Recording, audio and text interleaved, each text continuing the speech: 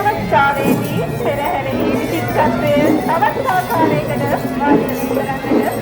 සතර බහු සම්ප්‍රදායට අයත් සතුරු